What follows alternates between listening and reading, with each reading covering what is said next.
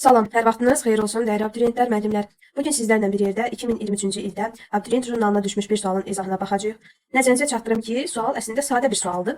Deyir, hansı nümunələrdə müraciət bildirən ifadələr əlavə ilə işlənib? Diqqət, əlavə ilə. Əvvəla, müraciət bildirən ifadə dedikdə mənim ağlıma nə gəlməlidir? Xitab. Və bilirsiniz ki, xitabın əlavəsi mövcuddur. Mən istəyərdim 4-dən 1-ə doğru gedək. Əzizim, səni Təbriz. El sevər, səni Təbriz. Al qoynuna əzizdə, ana tək məni Təbriz. Gördüyünüz nümunədə Təbriz hissələrinə xüsusi diqqət. Görürsünüzmü? Burada bir nə var? Xitab nümunəsi var.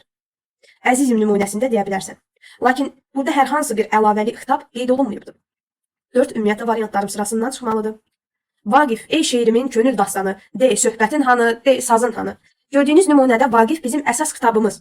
Ey şeirimin könül dastanı da 3-cü nöqtəyinin söz birləşməsi formasında olan, söz birləşməsində olan xitabın əlavəsidir. Söhbət eyni şəxsdən gedir. 3'ü götürürəm. 3 olmayan variantları sıradan çıxa bilərik. Daha sonra deyir ki, yenə toz, aman, bu toz buludları nə istər? Bilməm səndən, ey Bakı, səni atəş diyarı. Bildiyiniz kimi Azərbaycan, xüsusən Bakı, odlar yurdu, atəş diyarı, küləklər şəhəri və fərqli adlarla çağırıla bilər. Burada ey Bakı, xüsusi isimli çağırış nidası ilə işlənib. Bizim əsas kitabımız odur. Sən ey atəş diyarı, yenə də söhbət Bakıdan gedir. Əlavə başqa bir yerdən söhbət getmir ki. 2 və 3 doğru cavabımızdır. Bir məsələni deyim dostlar. Ola bilər ki, 2 dənə xitab yanaşı işlənsin. Amma bu xitabın əlavəsi olmasın.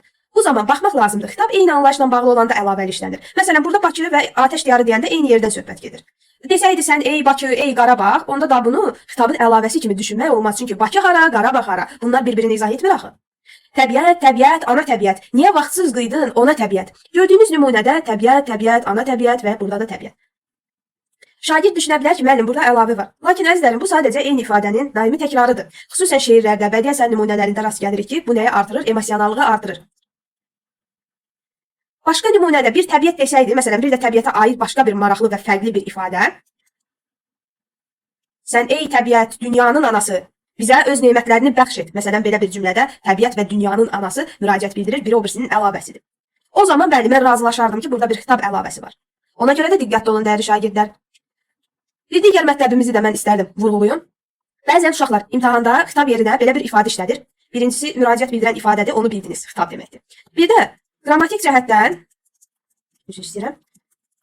cümlə üzvləri ilə bağlı olmayan sözlər anlayışı var. Bunlara daxildir xitab, bir də ara sözlər. Bu iki anlayışı biz bu başlıqda da öyrənə bilərik. Bəzən məsələn sənə sualda deyəcək ki, qrammatik cəhətdən cümlə üzvləri ilə bağlı olmayan sözlərin işləndiyi variantı seç. Sən o zaman nə axtarmalısan? Xitabı axtarmalısan və ya ara söz axtarmalısan. Yəni xitabı başqa bir adla bu cür başlıqda da adlandıra bilər. Onu sizə demək istəyirdim. Ümid edirəm faydalı olar. Sağ olun, salamat qalın.